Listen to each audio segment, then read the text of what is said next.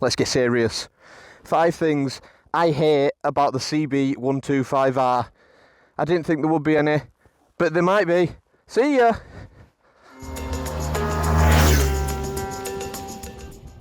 Welcome, you pieces of sex on legs. You join me back on the bike. Thanks for the intro earlier today, Pudling. Right, I'm going to get straight into it. So, 5 things I hate about this bike. Now, I must say, just before I start this video, this was a fucking difficult one to do. Yeah, so I really had to figure out what we're talking about here. But we're going to dive straight into it.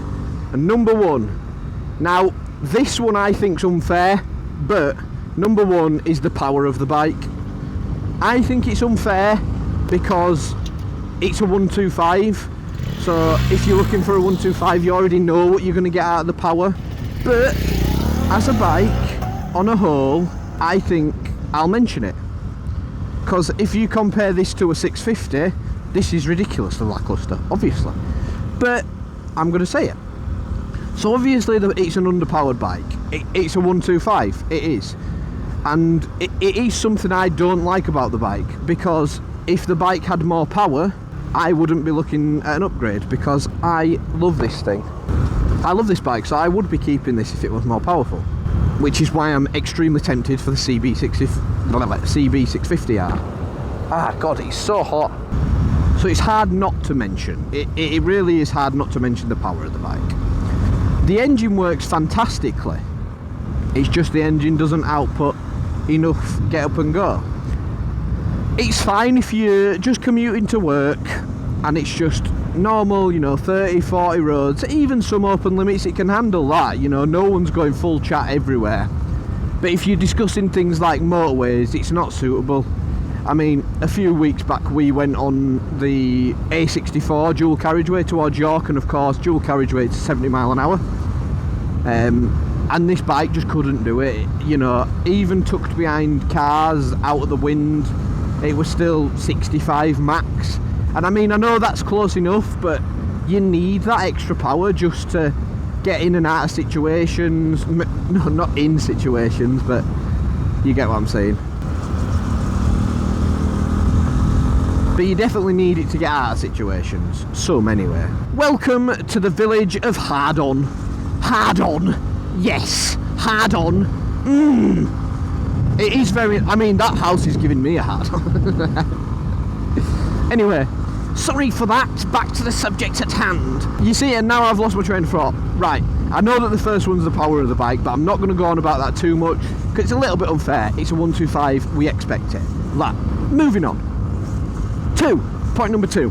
Now this one is a bit of a problem. The cost of the bike.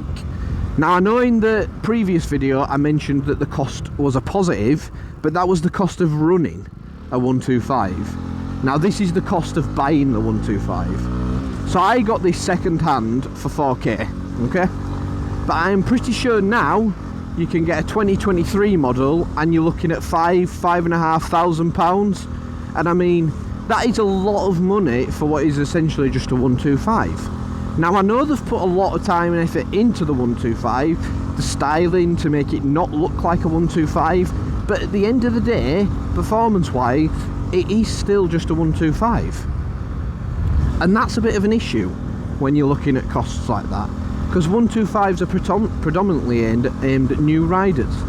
The reason I took the plunge and spent a little bit more on a 125 is because I knew I was going to be having it for a longer time, and I wanted a bike that I could really be proud of and want to get out riding and not feel like I'm just a little learner bitch going around with fully qualified riders, and now that I have got a full license, I don't feel as though people are looking at my bike and thinking, oh, that's a little 125, you know what I mean?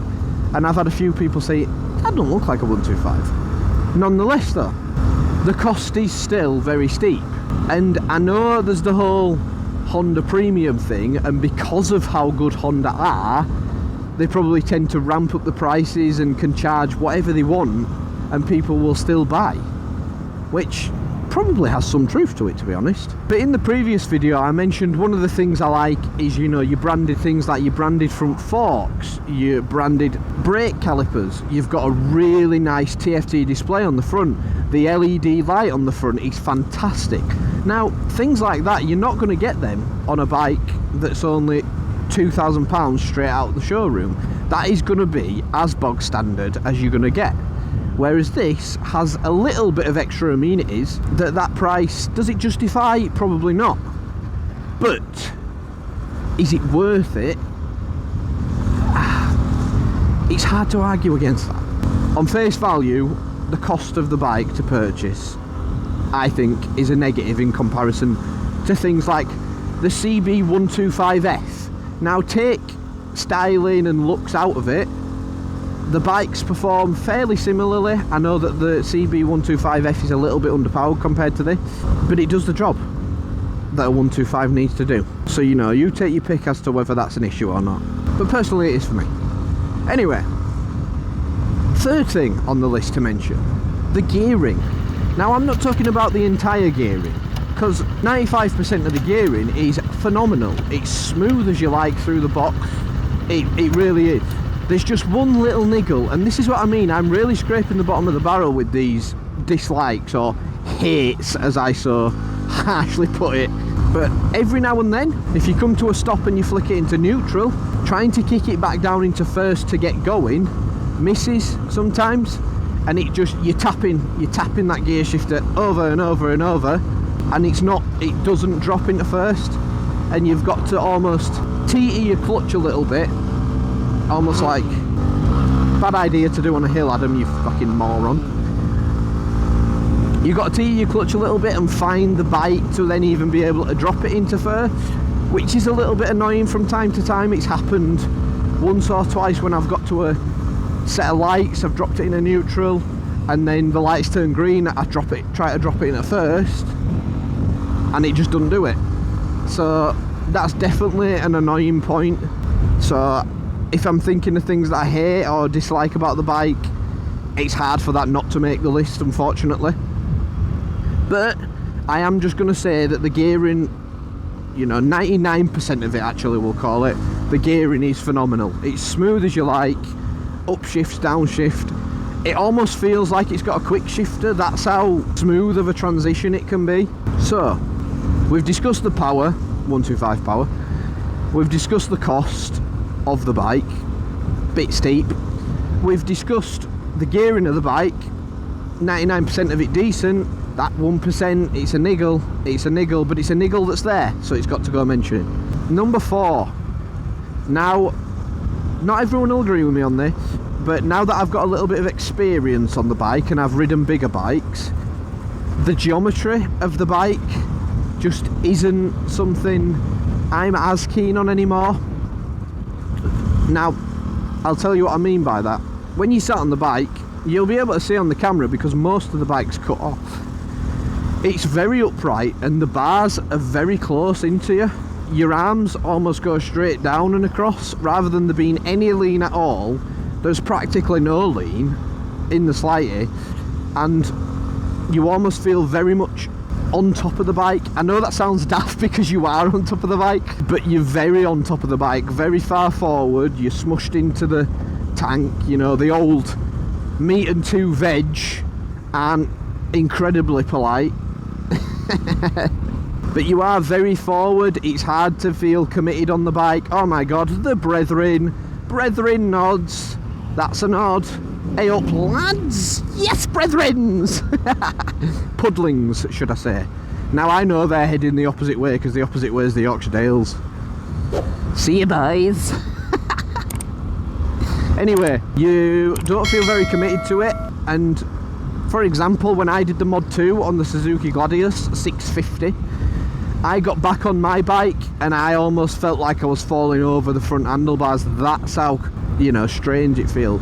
I mean, first getting on a bike, it's absolutely fine, and I mean, you don't feel like you're going to fall off. It's just that adapting to it, but in general, it's pretty good. Is that a 125, brethren? No, that's bigger. He'll be well insulted with me saying that.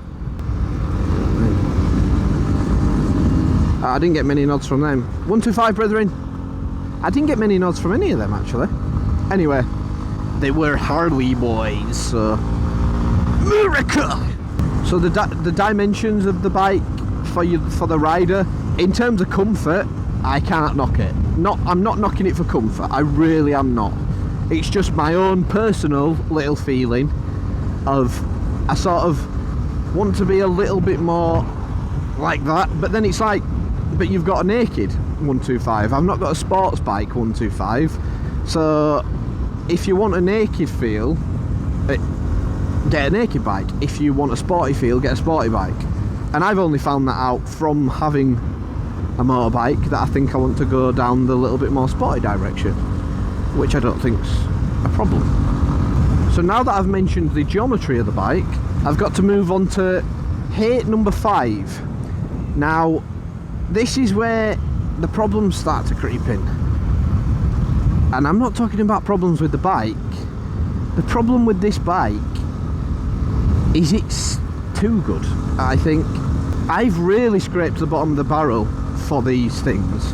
The power, I feel, was unfair to say that. You know, the cost, yeah, okay, that's probably the fair point. The gearing, I've taken a tiny little niggle and made a point about it. The geometry, I've taken my own personal opinion, when naked bikes, you know, in their nature are built like that. So really, for the 5th point, this is probably pretty pathetic from my standpoint, and I'll see what everyone else thinks. But honestly, the one thing that has annoyed me once from owning this bike was when I fitted the heated grips. The battery's not located under the seat, the battery's located down under, in between the tank and the yoke. That's not an issue. It's just you've got to take a few more things off to fit heated grips or access the battery. Now, if I'm really having to scrape the bottom of the barrel like that, I know it's a good bike.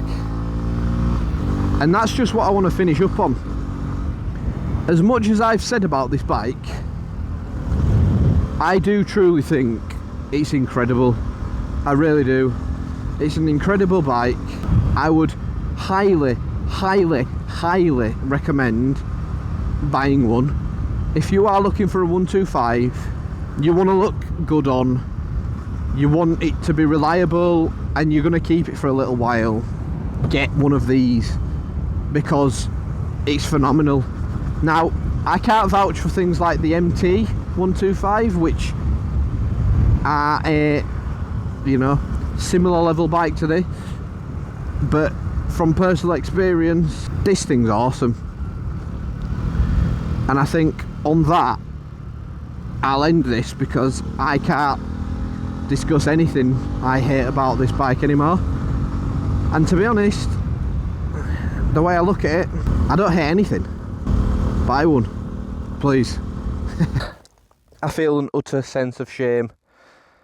How could I say that about such a beautiful bike? Anyway, you know I love it. Let me know if you love it too. Let me know if you hate it too. See you next one, peeps.